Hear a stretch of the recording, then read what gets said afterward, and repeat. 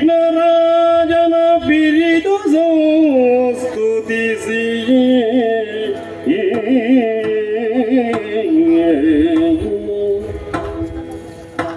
ಅವನಿದೆ ಆತ್ಮಜಗೆ ಕೈ ಮುಗಿದು ಅಂಬುಜಾಸನ ನಿಜರ ಪಾದಾಂಬುಜಗೆ ಮಡಮಡುತ್ತ ವರ್ಣಿಬೇನಿ ಕಥಾಮೃತವ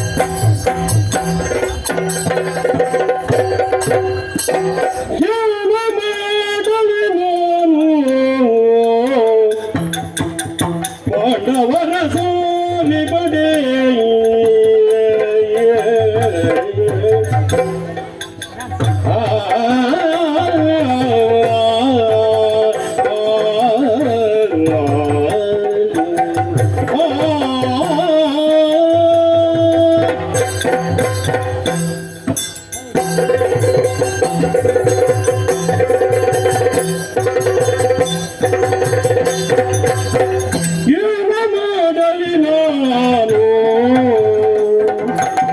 ಪಾಂಡವರ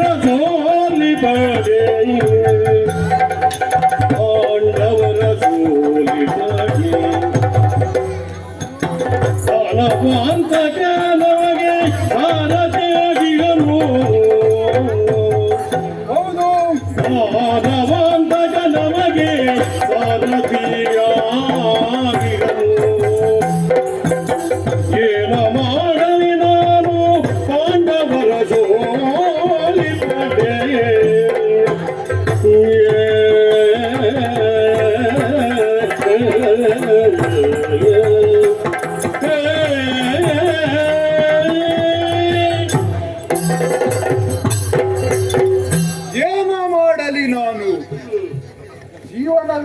ತಂದೆ ಬಾಯಿಪಾಠ ಮಾಡಿ ಹೇಳುವ ಹಾಗೆ ಆಗಿದೆ.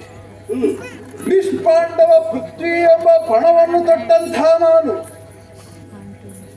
ಈ ದಿವಸ ಪಾಂಡವರನ್ನು ನಿರ್ನಾಮ ಮಾಡಬೇಕೆಂದು ಈ ಯುದ್ಧವನ್ನು ಘೋಷಿಸಿದೆ.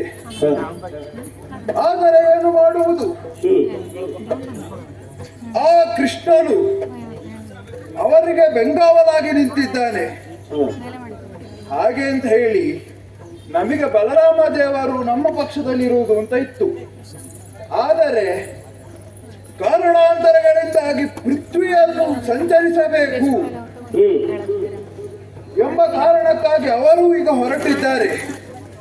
ಏನು ಮಾಡುವುದು? ನಾನು ಹೀಗೆ ಚಿಂತಿಸುತ್ತಾ ಕುಳಿತುಕೊಂಡವರು ಆಗುತ್ತದೆ? ಇಲ್ಲ, ಹಾಗೆ ಅಂತ ಬರೀ ಚಿಂತೆ ಮಾಡುವುದಲ್ಲ, ಚಿಂತೆಗೂ ಚಿತೆಗೂ ಮಾತ್ರ ವ್ಯತ್ಯಾಸವಿರು, ಬಿಂದು ಮಾತ್ರ ವ್ಯತ್ಯಾಸವಿರುವುದು. ಆದುದರಿಂದ ಚಿಂತಿಸಿಕೊಂಡು ಕೂತುಕೊಳ್ಳುವುದಲ್ಲ, ನಮ್ಮ ಸೇನೆಯಲ್ಲಿದ್ದಲ್ಲ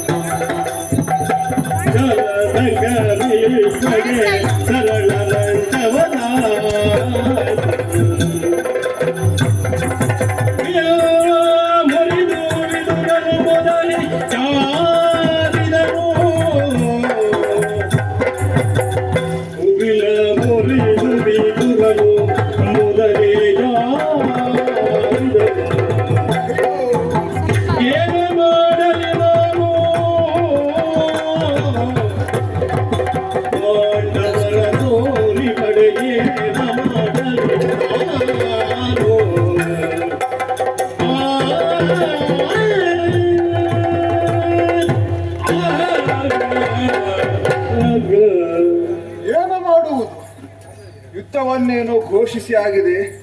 10 ದಿನಗಳ ಕಾಲಗಳು ನಮ್ಮಜ್ಜನಾಗಿರುವಂತಹ ಭೀಷ್ಮಾಚಾರ್ಯರು ದಿನ ಒಂದಕ್ಕೆ 10,000 ಮುಕುಟವರ್ಧನಗಳನ್ನು ಕೊಂದು ಹಾಕುತ್ತೇನೆ ಎಂದು ಪ್ರತಿಜ್ಞೆ ಮಾಡಿದ್ದರು. 10 ದಿನಗಳ ಕಾಲ ಪ್ರತಿಜ್ಞೆಯನ್ನು ಪೂರೈಸಿದ್ದಾರೆ. ಕಡೆಗೆ ಶಿಖಂಡಿಯನ್ನು ಎದುರು ಬಂದಾಗ ರಣವನ್ನು ಬಿಟ್ಟು ಶರಶೈಯಲ್ಲಿ ಮಲಗಿದ್ದಾರೆ. ಇಷ್ಟು ಮಾತ್ರವಲ್ಲ, ನಮ್ಮವರೇ ಆದ ವಿದುರರಿದ್ದರಲ್ವ, ಇಡೀ ಪಾಂಡವ ಸೇನೆಯನ್ನು ಗೆಲ್ಲಲು ಅವರು ಮಾತ್ರ ಸಾಕು ಎನ್ನುವ ಜರದಿ ಪರಾಕ್ರಮಿಗಳಾಗಿದ್ದರು. ಆದರೆ ಕೃಷ್ಣನನ್ನು ನಿಂದಿಸಿದೆ ಎಂಬ ಮಾತ್ರಕ್ಕಾಗಿ ಅವರು ಅವರ ಬಿಲ್ಲನ್ನು ತ್ಯಜಿಸಿದರು. ಅವರು ನಮ್ಮ ಪಾಲಿಗೆ ಇಲ್ಲದಾಗಿ ಹೋಯಿತು. ಹಾಗೆ ಅಂತ ಗುರುಗಳಿದ್ದರು. ಧರ್ಮನಂದನನ್ನು ಬಂಧಿಸುತ್ತೇನೆ ಎಂದು ಭಾಷೆಯನ್ನು ಕೊಟ್ಟಿದ್ದರು. ಬಂಧಿಸಿದ ಕೂಡಲೇ ಆತನನ್ನು ಬಂದು ಬಿಡಿಸಿ ಹೋಗಿದ್ದಾರಲ್ಲ. ಹೀಗೆ ಆಗುತ್ತಾ ಹೋದರೆ ಜಯಲಕ್ಷ್ಮಿ ನಮ್ಮ ಪಾಲಿಗೆ ದೊರೆಯುವುದೆಂತು? ಏನು ಮಾಡುವುದಿನ್ನು ಒಂದು ಗೊತ್ತಾಗುತ್ತಿಲ್ಲ ಅಲ್ಲ.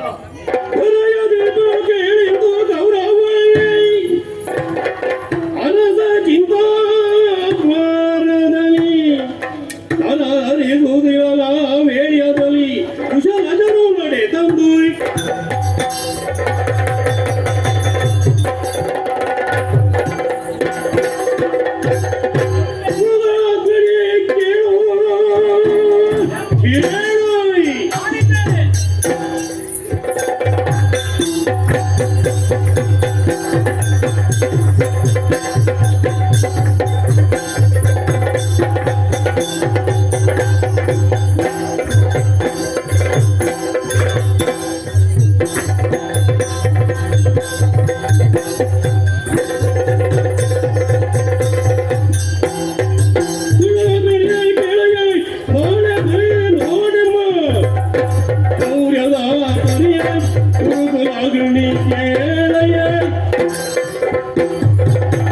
ಗೌರವೇಶ್ವರ, ಚಿಂತಿಸಬೇಡ. 10 ದಿನಗಳಲ್ಲಿ ಧರ್ಮಕ್ಷೇತ್ರವಾದಂತಹ ಕುರುಕ್ಷೇತ್ರದಲ್ಲಿ ನಡೆದಂತಹ ಯುದ್ಧದಲ್ಲಿ ಭೀಷ್ಮಾಚಾರ್ಯರು ಶರಶೈಯಲ್ಲಿ ಮಲಗುವಂತಾಯಿತು. ಆದರೆ 11ನೇ ದಿನ ನನಗೆ ನೀನು ಸೇನಾಧಿಪತ್ಯವನ್ನು ವಹಿಸಿದ್ದೀಯ. ಇವತ್ತು ನಡೆದಂತಹ ಯುದ್ಧವನ್ನು ನೀನು ನೋಡಿ ಇದ್ದೀಯ. ಹ, ಯುಧಿಷ್ಠರನನ್ನು ಸೆರೆ ಹಿಡಿದು ಹ, ಇನ್ನೇನು ಜಯ ನಮ್ಮ ಪಾಲಿಗೆ ಆಯ್ತು ಅನ್ನುವಾಗ ಹ, ಅದಲ್ಲಿಂದಲೂ ಹ. ಅರ್ಜುನ ಬಂದು ಬಿಡಿಸಿಕೊಂಡು ಹೋದನಲ್ಲ. ಹೋಗಲಿ ಬಿಡು. ಹ. ಆದರೆ ಹ. ನಾಳೆ ನಡೆಯುವಂತಹ ಯುದ್ಧಕ್ಕೆ ಹ. ನಾನು ತಯಾರಿಯನ್ನು ಮಾಡಿದ್ದೇನೆ. ಆದರೆ ಅದಕ್ಕೊಂದು ಉಪಕಾರ ನಿನ್ನಿಂದ ಆಗಬೇಕು. ಏನು? ಆ ಅರ್ಜುನ ಇದ್ದಾನಲ್ಲವೇ, ಅರ್ಜುನನೊಬ್ಬ ತಪ್ಪಿದರೆ ತಪ್ಪಿದರೆ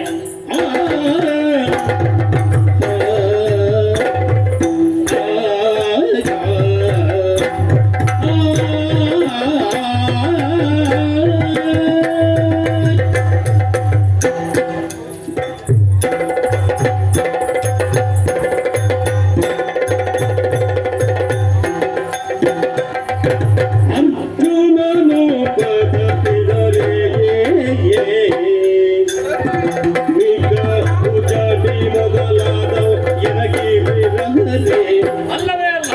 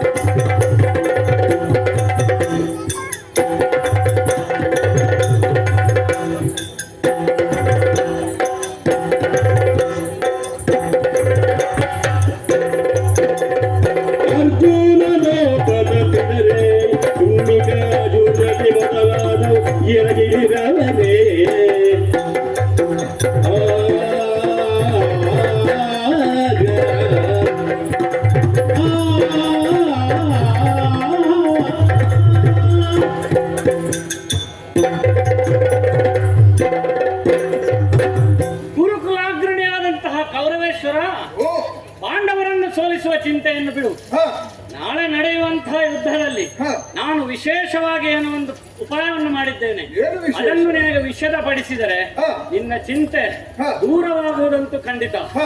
ನಾಳೆ ಹ. ಯಾರಿಗೂ ಅಭೇದ್ಯವಾದಂತಹ ಹ. ಚಕ್ರವ್ಯೂಹವನ್ನು ನಾನು ರಚಿಸುತ್ತೇನೆ. ಈ ಚಕ್ರವ್ಯೂಹವನ್ನು ಹ. ಭೇದಿಸಲಿಕ್ಕೆ ಹ. ಯಾರಿಂದಲೂ ಸಾಧ್ಯವಿಲ್ಲ. ಬಲರಾಮ, ಕೃಷ್ಣ ಹಾಗೂ ಅರ್ಜುನ ಹ. ಈ ಮೂವರಿಂದ ಮಾತ್ರ ಸಾಧ್ಯ. ನಿಮ್ಮಿಂದ? ನಾನೇ ರಚಿಸವನಿಗೆ ಏನು ತೊಂದರೆ ಇಲ್ಲ. ಹ, ಬಲರಾಮ ತೀರ್ಥಕ್ಷೇತ್ರಕ್ಕೆ ಹೋಗಿದ್ದಾರೆ. ಹ, ಕೃಷ್ಣ ಶಸ್ತ್ರತ್ಯಾಗವನ್ನು ಮಾಡಿ ಸಾರಥಿಯಾಗಿದ್ದಾನೆ. ಹ. ಇನ್ನು ಉಳಿದದ್ದು ಅರ್ಜುನ. ಅವನನ್ನು ಒಬ್ಬನನ್ನು ತಪ್ಪಿಸಿದರೆ ನಮಗೆ ಜಯ ಖಂಡಿತ. ಮಾತ್ರವಲ್ಲ, ಅರ್ಜುನನಿಂದಾಗಿ ಇಷ್ಟೆಲ್ಲ ಸಮಸ್ಯೆ ಆಗುವುದಾ? ಅರ್ಜುನನೇ ಸಾರ್ಥಮ್ಯೇವ ಧನುರ್ಧರ ಎಂದು ಇಡೀ ವಿಶ್ವದಲ್ಲಿ ಅತ್ಯಂತ ಶ್ರೇಷ್ಠ ಬಿಲ್ಗಾರನಾಗಿ ಮಾಡಿದವನೇ ನಾನು. ಹ, ಆದ್ದರಿಂದ ಅವನು ಎದುರು ಬಂದರೂ ಕಷ್ಟ ಸಾಧ್ಯ. ಹ. ಇನ್ನು ಅರ್ಜುನನನ್ನು ತಪ್ಪಿಸುವುದರಲ್ಲಿ ಹ. ಇನ್ನೂ ಒಂದು ಕಾರಣವಿದೆ. ಏನು? ನಿನ್ನ ಭಾವನಾದಂತಹ ಸೈಂಧವ ಹ. ಅವನಿಗೆ ಹ, ಅರ್ಜುನನನ್ನು ಉಳಿದ ನಾಲ್ವರನ್ನು ಗೆಲ್ಲುವ ಹ. ಪರಶಿವನಿಂದ ಪಡೆದ ವರವನ್ನು ಪಡೆದಿದ್ದಾನೆ. ಹ. ಆದ್ದರಿಂದ ಹ. ಅವನನ್ನು ಈ ಚಕ್ರವ್ಯೂಹದ ಹ. ದ್ವಾರದಲ್ಲಿ ನಿಲ್ಲಿಸಿದರೆ ಹ. ಉಳಿದ ಯುಧಿಷ್ಠಿರ, ಭೀಮ, ಅರ್ಜುನ ನಕಲ ಸಹೋದರರನ್ನು ಹ. ಅವರೆಲ್ಲ ಲೆಕ್ಕಕ್ಕೆ ಇಲ್ಲ. ಹ. ಅವರು ಸೋತಿ ಹೋಗುತ್ತಾರೆ. ಹ. ಇನ್ನೂ ಒಂದು ಹ. ಚಕ್ರವ್ಯೂಹ ಹೇಗೆ ಎಂದು ನಿನಗೆ ರೂಪುರೇಷೆಯನ್ನು ತೋರಿಸುತ್ತೇನೆ. ಹ. ನೋಡು.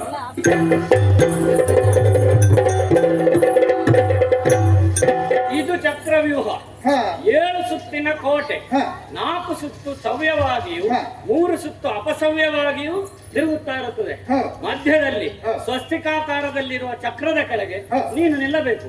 ನಿನ್ನನ್ನು ಬಂಧಿಸಿ ಹ. ಕೋಟೆಯ ಹೊರಗಡೆ ಹೋದಲ್ಲಿ ಹ. ಚಕ್ರವ್ಯೂಹ ಭೇದನ ಅಂತ. ಪಾಂಡವರಲ್ಲಿ ಹ. ಯಾರಿಂದಲೂ ಇದನ್ನು ಅಸಾಧ್ಯ. ಹ. ಆದ್ದರಿಂದ ಚಿಂತೆಯನ್ನು ಬಿಡು. ಹ. ಬಿಡಾರಕ್ಕೆ ಹೋಗಿ ನಿದ್ದೆ ಮಾಡಿ ನಾಳೆ ಯುದ್ಧಕ್ಕೆ ತಯಾರು ಮಾಡು. ಅರ್ಜುನನೊಬ್ಬನು ತಪ್ಪಿದ್ರೆ ತಪ್ಪಿದ ಆಗುತ್ತಲ್ಲ. ಅರ್ಜುನನ ತಪ್ಪಿಸಲೇಬೇಕು. ಹ. ಹೇಗೆ ಆಗಿದ್ರೆ ತಪ್ಪಿಸುವುದು ಹೇಗೆ ಈಗ? ತಪ್ಪಿಸುವುದು ನಿನ್ನ ಜವಾಬ್ದಾರಿ. ಹ. ಹೇಗೆ ಮಾಡುತ್ತೀಯಾ? ಹೇಗೆ ಸಾಧ್ಯ? ಹ. ನೀನೇ ಹ. ಮಾಡಬೇಕು. ಇದ್ದಾರಲ್ಲ ಸಂಸಪ್ತಕರು, ಹಾ. ಅವರನ್ನು ಬರ ಹೇಳುತ್ತೇನೆ. ಅವರೊಂದಿಗೆ ಯುದ್ಧಕ್ಕಾಗಿ ಅರ್ಜುನನನ್ನು ಬರ ಹೇಳಿದ್ದಾರೆ. ಚಕ್ರವ್ಯೂಹದ ಹತ್ತಿರ ಅರ್ಜುನ ಸುಳಿಯಲೇಬಾರದು. ಹೇಗಾದ್ರೂ ಮಾಡು. ಆ ಚಿಂತೆ ಅದೊಂದು ಬೇಡ. ಹಾ. ನಾನಿದ್ದೇನೆ, ವಿಶ್ರಮ್. ಹಾ.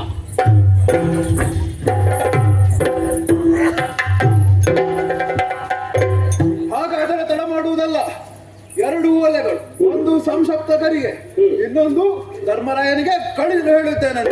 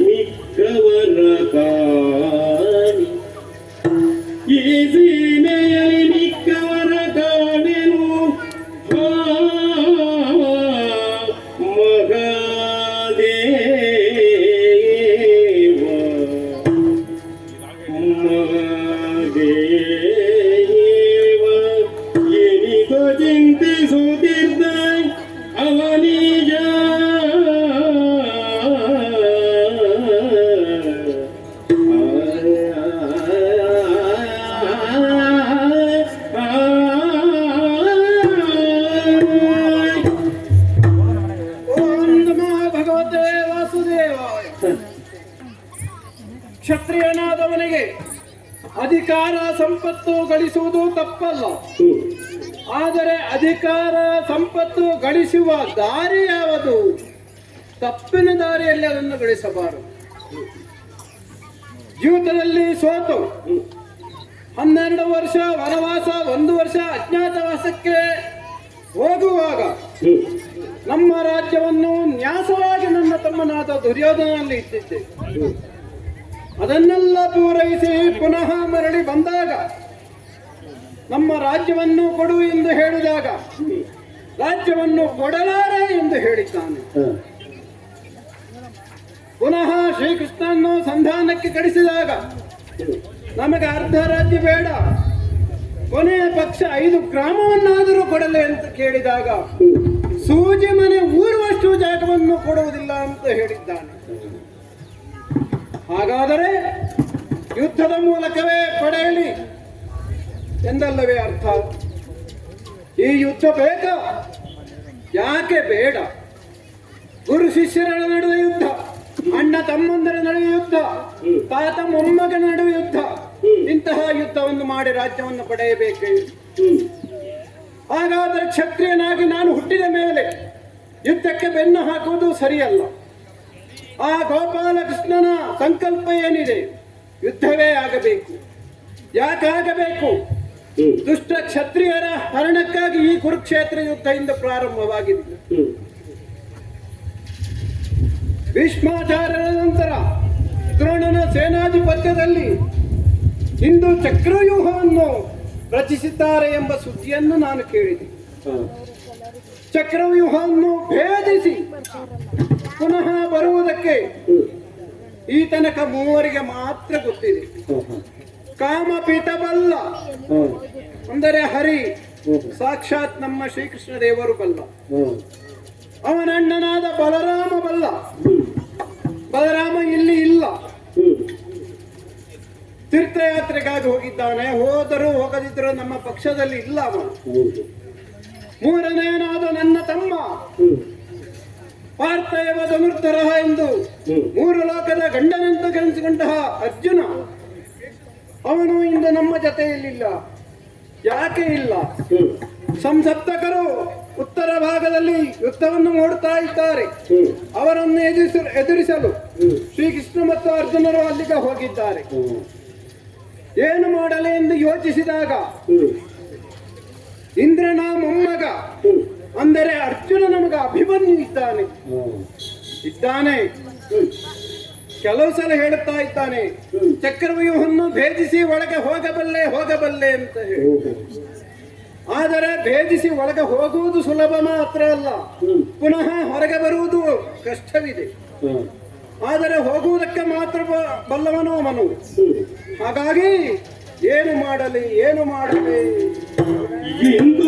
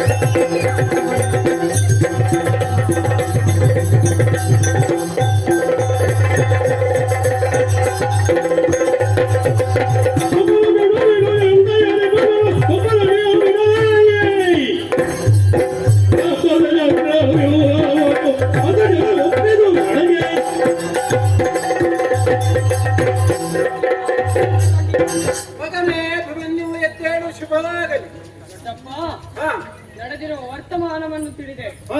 ಏನು ದ್ರೋಣಾಚಾರ್ಯರು ಚಕ್ರವ್ಯೂಹವನ್ನು ರಚಿಸಿದ್ದಾರೆ. ಹೌದು ಕಂದ. ಯುದ್ಧಕ್ಕೆ ಆಹ್ವಾನಿಸಿದ್ದಾರೆ. ಹೌದು.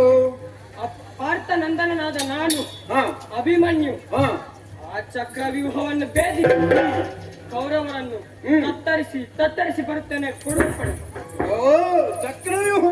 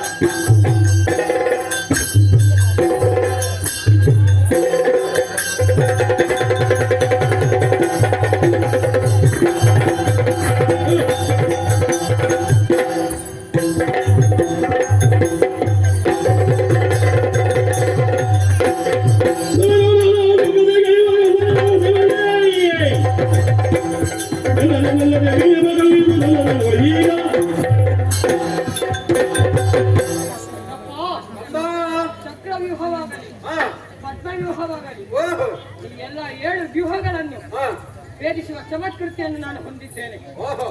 ನೀನು ಅಪ್ಪಣೆ ಕೊಟ್ಟಲ್ಲಿ ಆ ಕೌರವರಿಗೆ ಏನು ಮಾಡ್ತೇನೆ ಗೊತ್ತೇ?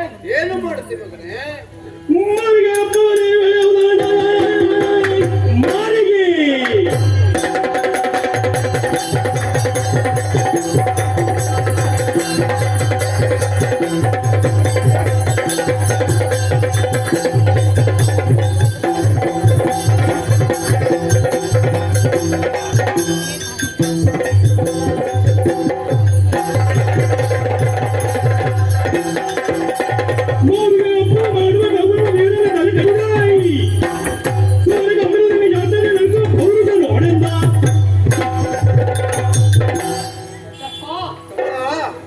ಕ್ಷೇತ್ರದಲ್ಲಿ ಆ ಕೌರವನೇ ಬರಲಿ, ದ್ರೋಣಾಚಾರ್ಯರೇ ಬರಲಿ, ಅವರನ್ನೆಲ್ಲ ಮಣಿಸಿ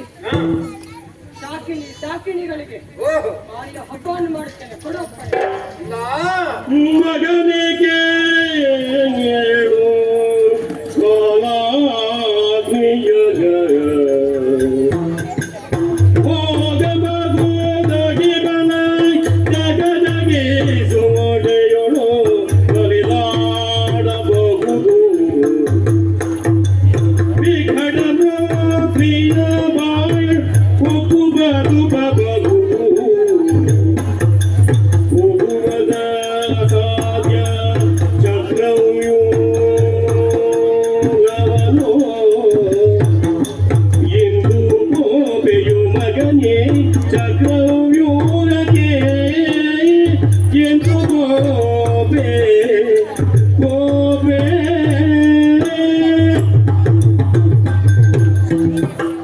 ಕಂದಾಭಿಮನ್ಯು, ಕೊಟ್ಟಪ್ಪ. ನಿನ್ನ ಉತ್ಸಾಹವನ್ನು ನೋಡಿದಾಗ ಬಹಳ ಸಂತೋಷವಾಯಿತು. ಆದರೆ ಒಂದು ಮಗನೇ, ಧಗಧಗಿಸುವ ಅಗ್ನಿಕುಂಡವನ್ನು ಹೊಕ್ಕು ಪುನಃ ಕ್ಷೇಮವಾಗಿ ಹಿಂತಿರುಗಬಹುದು. ಕಾಳ ಸರ್ಪವ ಹೆಡೆಯನ್ನು ಮೆಟ್ಟಿ ಕುಣಿದಾಡಿ ಪುನಃ ಜೀವಂತವಾಗಿ ಬರಬಹುದು. ಹಾಗೆ ಚಕ್ರವ್ಯೂಹವನ್ನು ಹೊಕ್ಕು ಪುನಃ ಬರುವುದಷ್ಟು ಸುಲಭವಲ್ಲ ಮಗನೇ. ಚಕ್ರವ್ಯೂಹವನ್ನು ಭೇದಿಸಿ ಪುನಃ ಹಿಂತಿರುಗಲು ಅಷ್ಟು ಸಾಮರ್ಥ್ಯ ಬೇಕು. ಮಾತ್ರವಲ್ಲ, ಆ ಕೌರವರ ಸೇನೆಯಲ್ಲಿ ಯಾರೆಲ್ಲ ಇದ್ದಾರೆ ನೀವು? ಅರೇ, ಬಿಡು.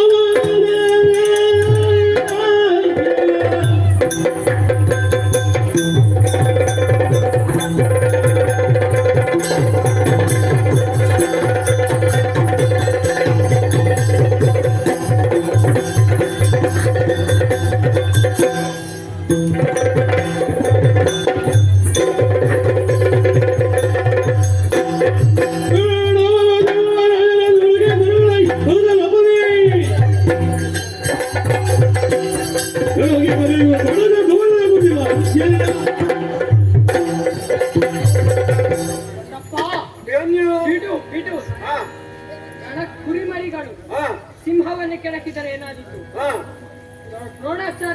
ದ್ರೋಣಾಚಾರ್ಯರ ಕುಟಿಲತನವನ್ನು ನಾನು ಬಲ್ಲೆ. ನಿನಗೆ ನನ್ನ ಮೇಲೆ ಸಂಶಯವೇ? ಹೊಡಿಯಪ್ಪಣೆ. ಮಗು ಸಂಶಯವಲ್ಲ.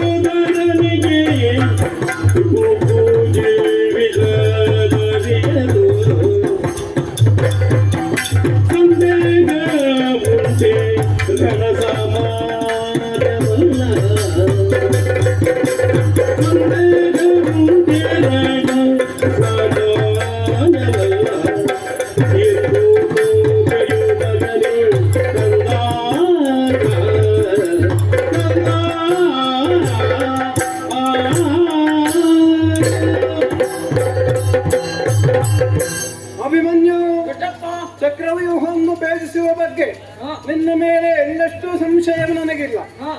ಆದರೆ ನಮ್ಮ ವೈರಿ ಪಡೆಯಲ್ಲಿ ಇರುವವರನ್ನೆಲ್ಲ ಒಮ್ಮೆ ಗಮನಿಸಿ ನೋಡು. ಗುರು ದ್ರೋಣಾಚಾರ್ಯರು, ಕೃಪಾಚಾರ್ಯರು, ಅಶ್ವತ್ಥಾಮ, ಕರ್ಣ, ದುಶ್ಯಾಸನ, ದುರ್ಯೋಧನ ಮುಂತಾದವರೆಲ್ಲ ಸೇರಿ ನವಗ್ರಹರು ಕೆಟ್ಟ ದೃಷ್ಟಿಯನ್ನು ಬೀರಿದಾಗ ಒಬ್ಬ ವ್ಯಕ್ತಿಯ ಮೇಲೆ ಏನು ಪರಿಣಾಮ ಉಂಟಾದೀತು ಆ ತರದೆಲ್ಲ ಸುತ್ತುವರೆದು ನಿಂತಿದ್ದಾರೆ. ಅಂತಹವರನ್ನೆಲ್ಲ ಎದುರಿಸಿ ವಿಜಯಿಯಾಗಿ ಬರುವುದು ಅಷ್ಟು ಸುಲಭವಲ್ಲ ಎಂದು ನಿನಗೆ ಜಾಗ್ರತೆ ಹೇಳ್ತೇನೆ ಮಗನೇ. ಅದು ಸಾಧ್ಯವೇ ಮಗನೇ?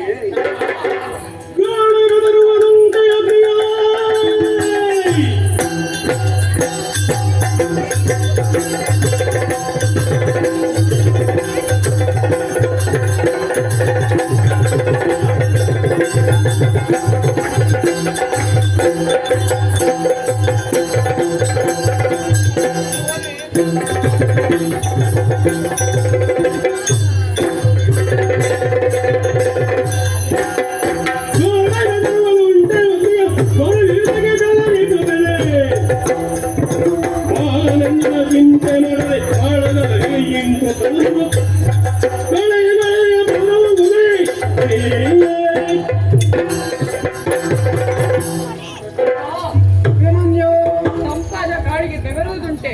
ಇಲ್ಲ ಮಗನೇ. ಮದಗಜವನ್ನು ನಿಯಂತ್ರಿಸಲು ಹಾ. ಸಣ್ಣ ಅಂಕುಶವೇ ಸಾಕಲ್ಲವೇ? ಹೌದು. ಅಗ್ನಿ ವಾಯುಗೆ ಬೆವರು ಹೆದರುವುದುಂಟೆ. ಇಲ್ಲ ಮಗನೇ. ದೊಡ್ಡಪ್ಪ, ಹಾ. ನೀವು ಅಪ್ಪಣೆಯನ್ನು ಕೊಡಿ. ಹಾ ಚಕ್ರವ್ಯೂಹವನ್ನು ಭೇದಿಸಿ ಹಾ ಜಯಶಾಲಿಯಾಗಿ ಬರುತ್ತೇನೆ. ಸಂತೋಷವಾಯ್ತು ಮಗನೇ. ಇಳೆಯರ ರಾಗ ಕೇಳಿಂದು ಕುವರನ ಛಲದ ನುಡಿಗೆ ಆಹಾ. ಹಿಕ್ಕುತ್ತಲೇ ಬಿಂಗಲಗೆ ಮೋಗನ ಸಹಿತ ಸಗಿದ ಮಗವೆಂದ ವೀಣೆಯವನು ಇಳೆಯ ರಸ ಕೇಳಿದು ಕುವರನ ಜಲದ ನುಡಿಗೆ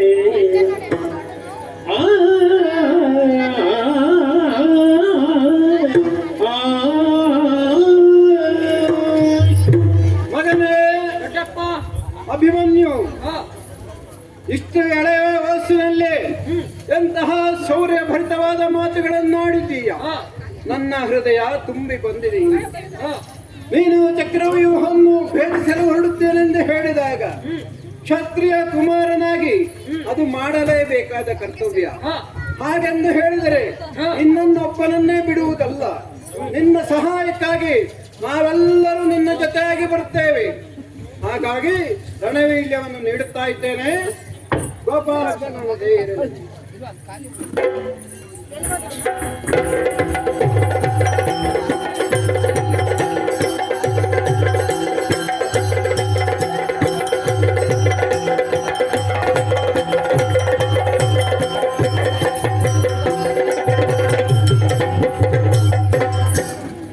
ಜನನಿ ಗರುಹದೆ ಪೋದನಾದಡೆ ಜನನಿ ಗರುಹದೆ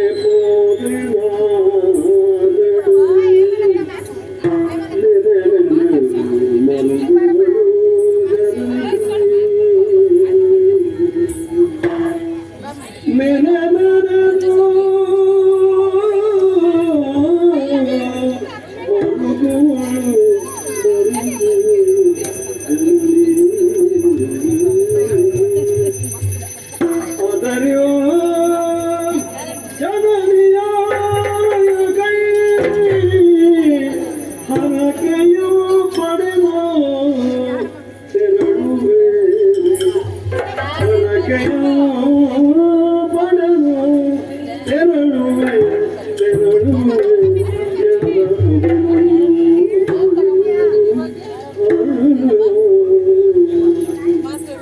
ಆಹಾ, ನನ್ನ ಜನ್ಮ ಸಾರ್ಥಕವಾಯಿತು.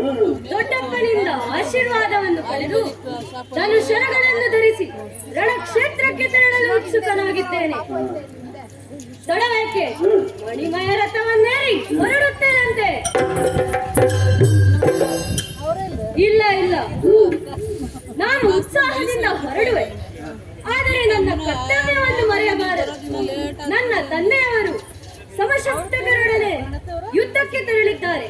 ಆದರೆ ನನ್ನ ಹೆತ್ತಮ್ಮ ಸುಭದ್ರೆ ನನ್ನ ಬರವನ್ನೇ ಕಾಯುತ್ತಿರುತ್ತಾಳೆ. ಆಕೆಯನ್ನು ಕಂಡು ಆಶೀರ್ವಾದವನ್ನು ಪಡೆದು ಯುದ್ಧಕ್ಕೆ ತೆರಳುವುದು ನನ್ನ ಕರ್ತವ್ಯ. ಆದ್ದರಿಂದ ಅವಳಲ್ಲಿಗೆ ತೆರಳುತ್ತೇನೆ.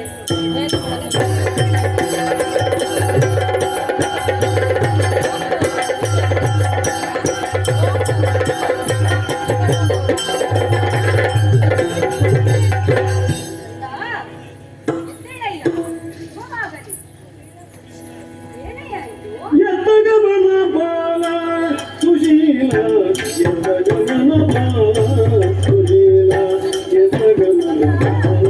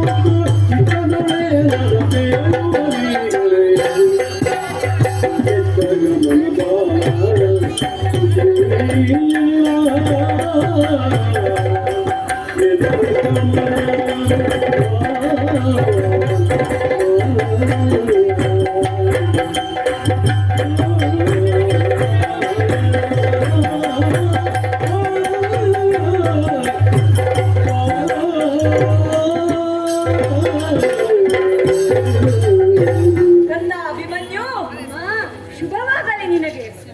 ಅನು ದಿನವೂ ನಿನ್ನನ್ನು ಕಾಣಬೇಕು ಎಂದು ನನ್ನ ಈ ಕಣ್ಣುಗಳು ಕಾತರಿಸುತ್ತಾ ಇದ್ದವು.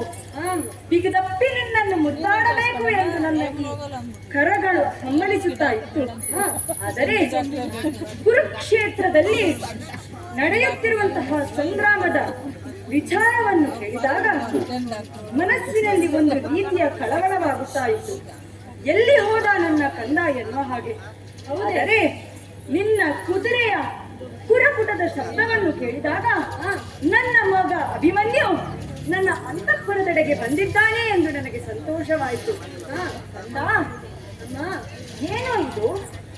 ತಾಯಿಯನ್ನು ಕಾಣುವಾಗ ಈ ರೀತಿಯಿಂದ ಬರುವವನು ನೀನಲ್ಲ. ಹೌದು, ಏನೋ ಬೇರೆ ರೀತಿ ಕಾಣ್ತಾ ಇದ್ದೇನೆ. ಕೈಯಲ್ಲಿ ಖಡ್ಗವನ್ನು ಕಾಣ್ತಾ ಇದ್ದೇನೆ, ಬಿಲ್ಲನ್ನು ಕಾಣುತ್ತಾ ಇದ್ದೇನೆ, ಬೆನ್ನಿನಲ್ಲಿ ಬತ್ತಳಿಗೆಯನ್ನು ಕಾಣುತ್ತಾ ಇದ್ದೇನೆ, ಎದೆಯಲ್ಲಿ ಸೀಸದ ಕವಚವನ್ನು ಕಟ್ಟಿಕೊಂಡಿದ್ದಿ, ತಲೆಯಲ್ಲಿ ಶಿರಸ್ತ್ರಾಣವನ್ನು ಧರಿಸಿಕೊಂಡವನು ನೀನು. ಹೌದು ಕಂದ, ಎತ್ತ ಗಮನ ಎಂದು ಈ ತಾಯಿಯಲ್ಲಿ ಹೇಳುವೆಯ? ಅಮ್ಮ, ತಾಯೇ ಎಲ್ಲ ಪಿಲ್ಲಪವನು ಅಮ್ಮ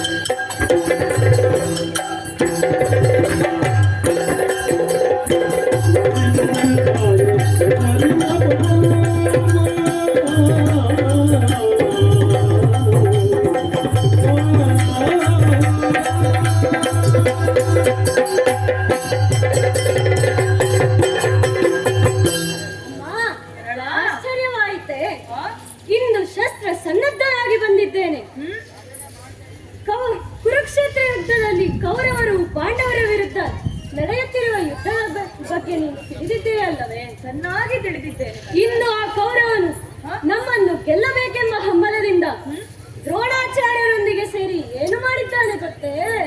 ಏನಪ್ಪ?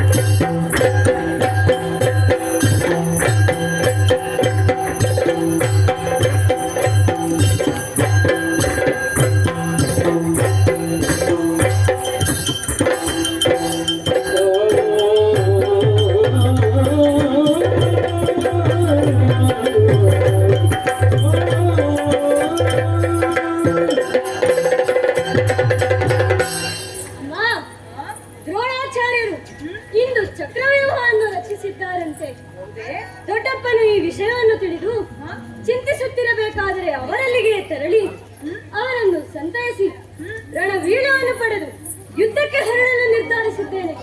ಅಮ್ಮ, ನನಗೆ ಆಶೀರ್ವದಿಸಿ ಕಳುಹಿಸಿಕೊಡಮ್ಮ. ಕಂದ, ಏತಕ್ಕಿಂತ ಬುದ್ಧಿ ಬಂತು ಕಂದ ಕಂದ, ಏತಕ್ಕಿಂತ ಬುದ್ಧಿ ಬಂತು ಕಂದ ಕಂದ, ನಿನಗೆ ನೀತಿಯೇನೋ ನೀತಿಯೇನೋ ನೀತಿಯೇನೋ ಮರಣದೊಳಗೆ ಕಂದ ಕಂದ, ನಿನಗೆ ನೀತಿಯೇನೋ ಮರಣದೊಳಗೆ ಕಂದ ಕಂದ,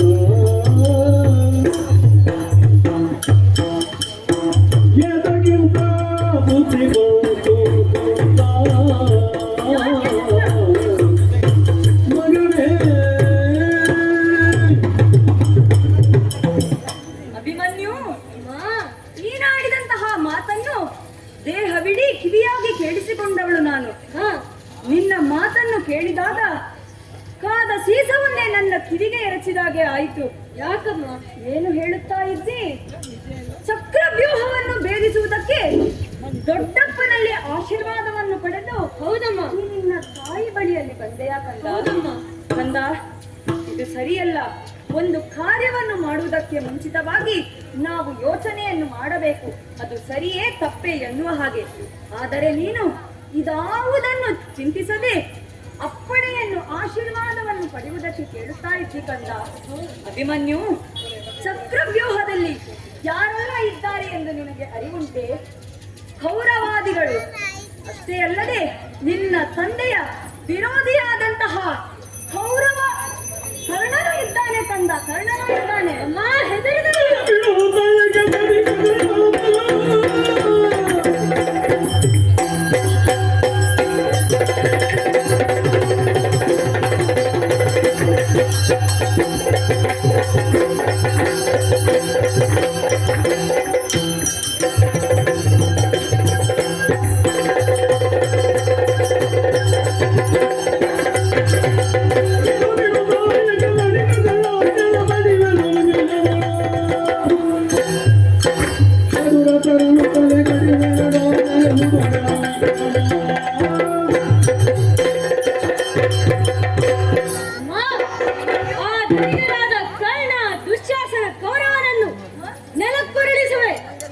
ಷಡೂರತರ ತಲೆ ಕಡಿವೆ.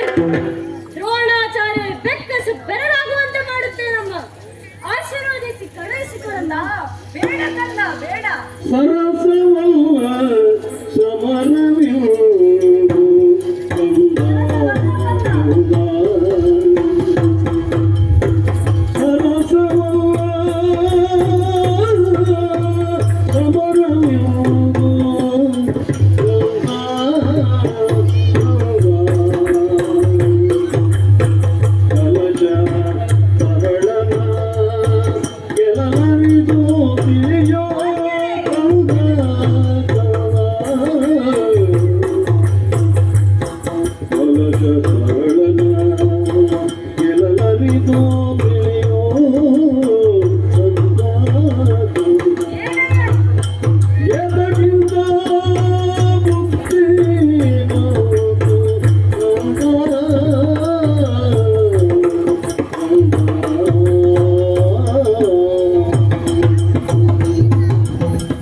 ಅಭಿಮನ್ಯು, ಎಷ್ಟೇ ಹೇಳಿದರೂ ನಿನ್ನ ಹಠವನ್ನು ಬಿಡುತ್ತಾ ಇಲ್ಲ.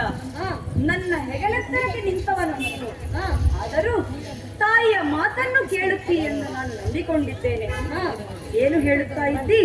ಅವರಾರೇ ಇದ್ದರೂ ನಿನಗೆ ಲೆಕ್ಕವಲ್ಲ ಎನ್ನುವ ಹಾಗೆ. ಹೌದಮ್ಮ, ಈ ಚಕ್ರವ್ಯೂಹವನ್ನು ರಚಿಸಿದವರು ಯಾರು ಕಂದ?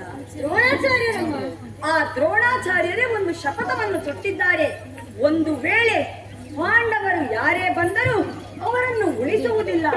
ಅಷ್ಟು ಏಕೆ, ಪ್ರತ್ಯಕ್ಷ ಪರಮೇಶ್ವರನೇ ಬಂದರೂ ಈ ಸಮರವನ್ನು ಗೆಲ್ಲುವುದಕ್ಕೆ ಸಾಧ್ಯವಿಲ್ಲ ಎಂದು. ಯಾಕೆ ಕಂದ ನಿನಗೆ ಹಠ? ಯಾಕೆ ಕಂದ? ಅಮ್ಮ, ನೀನು ನನ್ನ ತಾಯಿ, ವೀರ ಪಾರ್ಥನ ಮಡದಿ. ಯುದ್ಧಕ್ಕೆ ಹೆದರಿ ಕುಳಿತರೆ ಜಗ ಮೆಚ್ಚುವುದೇ ಅಮ್ಮ. ಒಂದೊಮ್ಮೆ ಯುದ್ಧದಲ್ಲಿ ಮಡಿದರು ಅಳಿಯುವುದು ಕಾಯ, ಉಳಿಯುವುದು ಕೀರ್ತಿ ಅಮ್ಮ. ಈ ಅಭಿಮನ್ಯುವಿನ ಪರಾಕ್ರಮ ಇಡೀ ಜಗತ್ತಿಗೆ ತಿಳಿಯಲಿ ಅಮ್ಮ. ಆಶೀರ್ವದಿಸಮ್ಮ. ಕಂದ ಬೇಡ ಕಂದ ಬೇಡ. ನೀತಿಯಲ್ಲ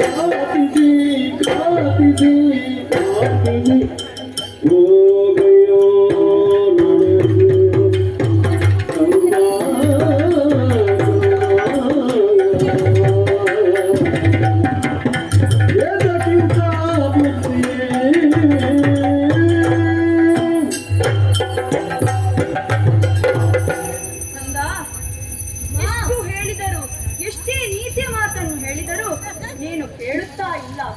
ರಣರಂಗಕ್ಕೆ ಹೋಗಬೇಕು, ಚಕ್ರವ್ಯೂಹವನ್ನು ಭೇದಿಸಲೇಬೇಕು ಎಂದು ಕಂದ.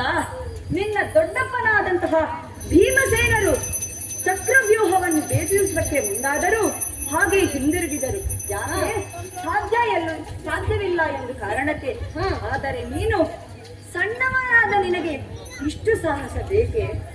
ಒಂದು ವೇಳೆ ನಿನಗೆ ನಾನು ಆಶೀರ್ವದಿಸಿ ಕಳುಹಿಸುತ್ತೇನೆ ಎಂದಾದರೆ ನನ್ನನ್ನು ಕೇಳುವುದಕ್ಕೆ ನಿನ್ನ ತಂದೆಯವರು ಬಂದು, ಸುಭದ್ರ, ನನ್ನ ಮಗ ಅಭಿಮನ್ಯು ಎಲ್ಲಿ ಎಂದು ಕೇಳಿದರೆ ಏನನ್ನು ನಾನು ಉತ್ತರಿಸಲಿ? ಅಷ್ಟು ಮಾತ್ರವೇ, ನಿನ್ನ ಮಡದಿ ಗರ್ಭಿಣಿ, ಆಕೆ ನನ್ನಲ್ಲಿ ಬಂದು, ಅತ್ತೆಯವರೇ, ನನ್ನವರು ಎಲ್ಲಿ ಹೋಗಿದ್ದಾರೆ ಎಂದು ಕೇಳಿದರೆ ನಾನು ಏನು ಉತ್ತರಿಸಲಿ ಕಂದ? ಹಾಗಾಗಿ ನೀನು ರಣಕ್ಷೇತ್ರಕ್ಕೆ ಹೋಗುವುದು ಬೇಡ ಕಂದ, ಬೇಡ. ನಾನು ಹೋಗಲೇಬೇಕು, ಆಶೀರ್ವದಿಸಮ್ಮ.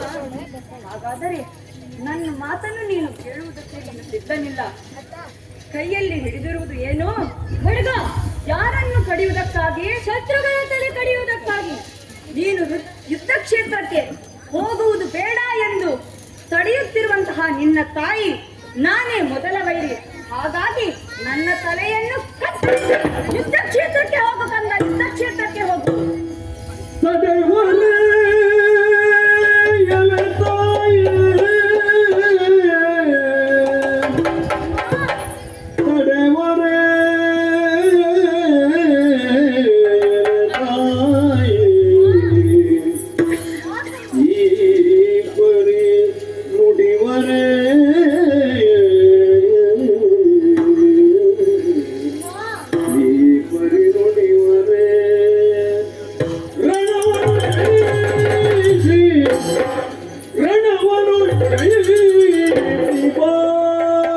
ಎಂತೆಲ್ಲ ಕಳುಗದೆ ಮರುಗುವರೆ ಮರುಗುವರೆ ತಡೆವರೆ ಎಲೆತಾವೆ ಈ ಪರಿಣಿಗೆ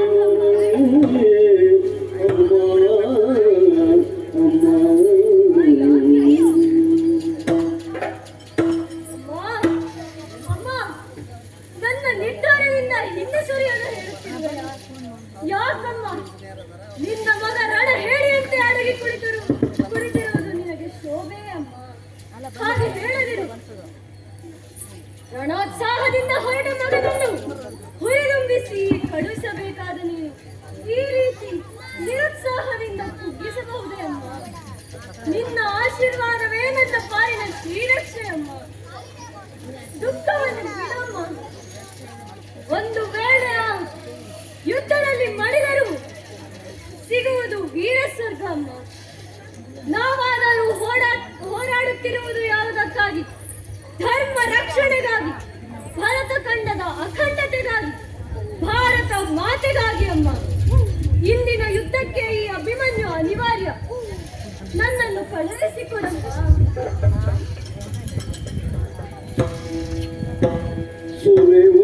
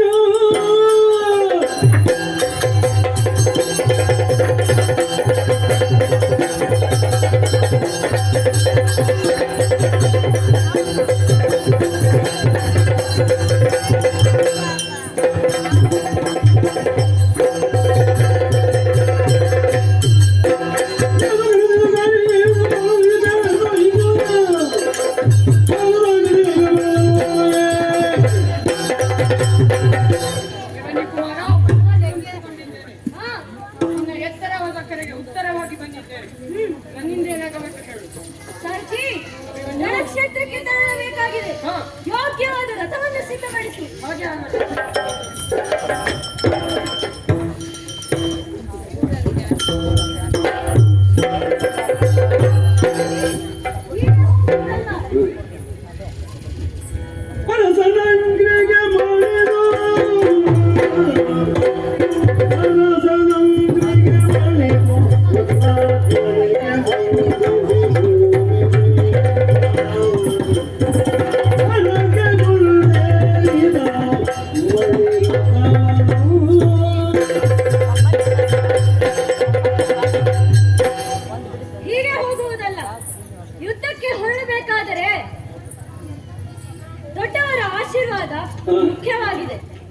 ಆದ್ದರಿಂದ ನನ್ನ ದೊಡ್ಡಪ್ಪನಾದ ಧರ್ಮರಾಯನಿಗೆ ಇಲ್ಲಿಂದಲೇ ವಂದಿಸಿಕೊಂಡಿದ್ದೇನೆ. ಭೀಮರಿಗೆ ಇಲ್ಲಿಂದಲೇ ನಮಸ್ಕರಿಸಿದ್ದೇನೆ. ನನ್ನ ಅಪ್ಪನಾದ ಅರ್ಜುನನಿಗೆ ಇಲ್ಲಿಂದಲೇ ನಮಸ್ಕರಿಸಿದ್ದೇನೆ. ತಾಯಿಯನ್ನು ಮನಸ್ಸಲ್ಲೇ ನಮಸ್ಕರಿಸಿದ್ದೇನೆ. ನನ್ನ ಚಿಕ್ಕಪ್ಪಂದಿರಾದ ನಕುಲ ಸಹದೇವರಿಗೂ ನಮಸ್ಕರಿಸಿದ್ದೇನೆ. ನಿನಗೂ ನಮಸ್ಕರಿಸಿದ್ದೇನೆ. ಅಶ್ವಗಳಿಗೂ ನಮಸ್ಕರಿಸಿದ್ದೇನೆ. ಇಂದು ರಥವನ್ನೇರುತ್ತೇನೆ.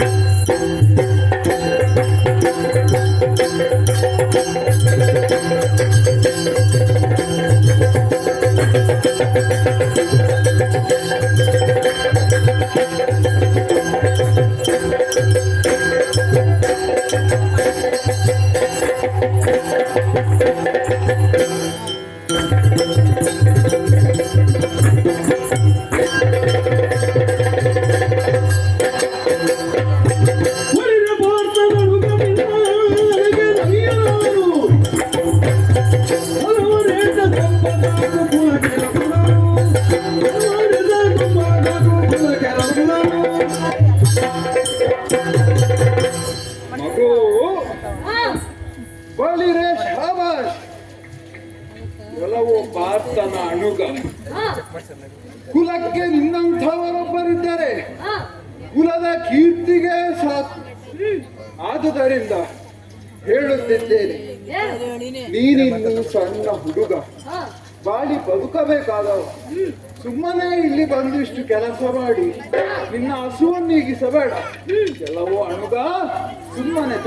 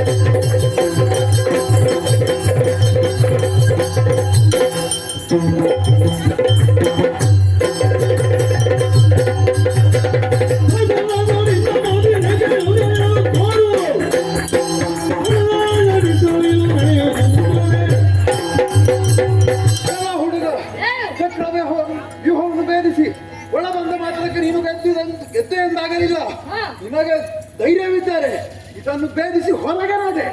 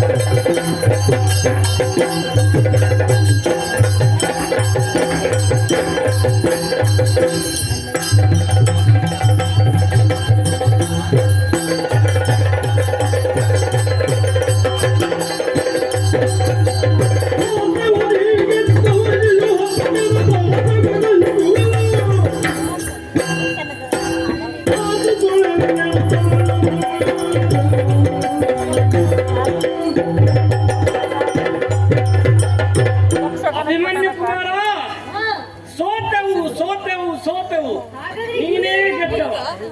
ಹಾಗಾದ್ರೆ ಹಿಂದಿರುಗಿ ಹೋಗಿ. ಸೋತದ್ದು ಯಾಕೆ? ಯಾಕೆ? ನಿನ್ನ ಶೌರ್ಯಕ್ಕೆ, ನಿನ್ನ ಪರಾಕ್ರಮಕ್ಕೆ, ನಿನ್ನ ಸಾಮರ್ಥ್ಯಕ್ಕೆ, ನಿನ್ನ ಬಿಲ್ಲುವಿದ್ಯೆಗೆ ನಾವು ಸೋತದ್ದು, ಯುದ್ಧದಲ್ಲಿ ಸೋತದ್ದಲ್ಲ. ಓಹೋ. ನೀನು ಯಾರ ಮಗ? ಪಾರ್ಥನಂದನ ನೀನು. ಒಂದು ಕಾಲದಲ್ಲಿ ಪಾರ್ಥಮ್ಯೇವ ಧನುರ್ಧರ ಎಂದು ಮಾಡಿದವನು ನಾನು ಅರ್ಜುನನನ್ನು. ಸಿಂಹದ ಹೊಟ್ಟೆಯಲ್ಲಿ ಸಿಂಹದ ಮರಿಯೇ ಹುಟ್ಟೀತೆಂದು ಸಾರ್ಥಕವಾಗಿ ಸಾಧಿಸಿದ್ದೀಯ. ಮಾತ್ರವಲ್ಲ, ಭಾರತ ರತ್ನ ಎಂಬ ಬಿರುದನ್ನು ಭೀಷ್ಮಾಚಾರ್ಯರ ನಿಮಗೆ ಕೊಟ್ಟದ್ದು ಅನ್ವರ್ಥವಾಯಿತು. ಆದರೆ ಬಾಲಕನಾದಂತಹ ನಿನ್ನನ್ನು ಕೊಂದು ಶಿಶು ಹತ್ಯಾ ಪಾತಕ ಮೇಲೆ ಅಂಟಿಕೊಳ್ಳೋದು ಬೇಡ. ಆದ್ದರಿಂದ ಸೀದಾ ಹಿಂದೆ ನಡೆ.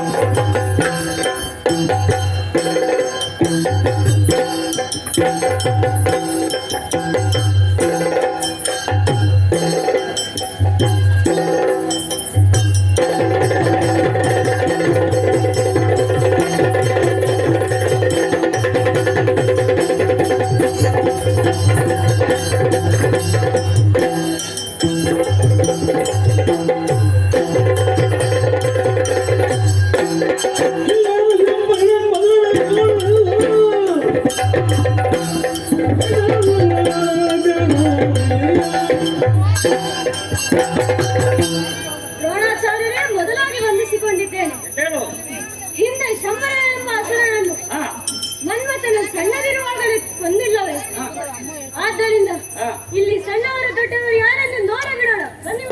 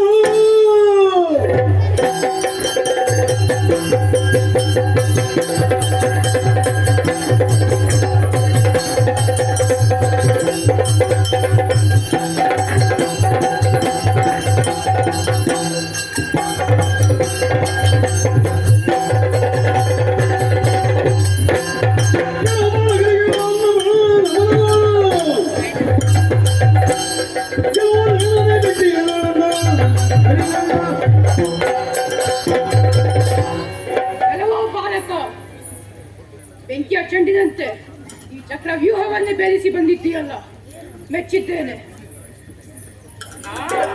ಸೈರಿಸು ಸೈರಿಸು ಸೈರಿಸು. ಅಭಿಮನ್ಯು ಯುದ್ಧ ಮಾಡುತ್ತಿರುವ ರೀತಿ ನೀತಿ ವೈಖರಿಯನ್ನು ನೋಡಿದರೆ ಅವನನ್ನು ಸೋಲಿಸಲು ನಮ್ಮಿಂದ ಸಾಧ್ಯವಿಲ್ಲ ಎಂದು ಕಾಣುತ್ತದೆ.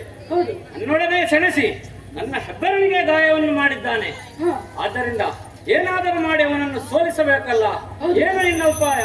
ನೀನೊಬ್ಬ ಶೌರ್ಯವಂತನಾದಂತಹ ಕಲಿಕರ್ಣ, ಏನು ನಿನ್ನ ಅಭಿಪ್ರಾಯ? ಕರ್ಣ ಬಾಬಾ ಕರ್ಣ ಬಾಬಾ ಭುಜಗ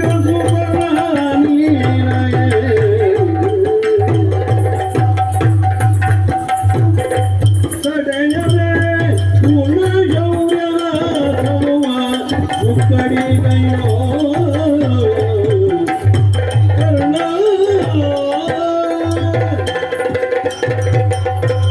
ಷಡ್ರಥರಲ್ಲಿ ಒಂದಾದಂತಹ ಕರ್ಣ, ಬಾ, ನಿನ್ನೊಡನೆ ಮಾತನಾಡಬೇಕು. ಅಭಿಮನ್ಯುವನ್ನು ಸೋಲಿಸಲು ನೀನೊಂದು ಉಪಾಯವನ್ನು ಮಾಡಬೇಕು. ನನ್ನೊಡನೆ ಅಭಿಮನ್ಯು ಸೆಣಸುವಾಗ ಹಿಂದಿನಿಂದ ಬಂದು ಅವನ ಧನುರ್ಬಾಣಗಳನ್ನು ಕತ್ತರಿಸಬೇಕು.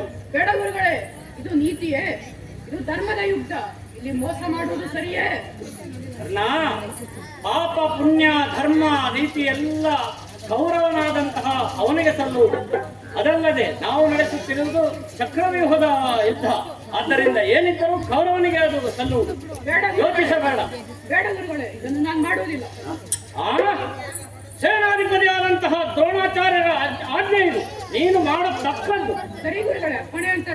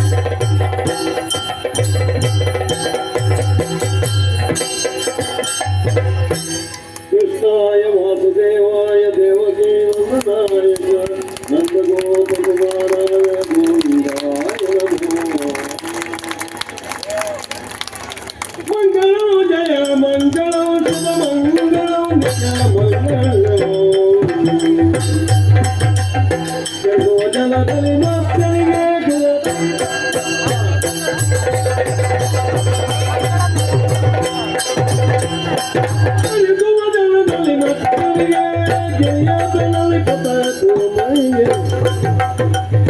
ರೇನು ತರಿಸಿದವನು ತಾರಿಗೆ ತರಲು ತಾರಲಿ ಮಂಗಳ ಜಯ ಮಂಗಳ ಮಂಗಳ ಮಂಗಳ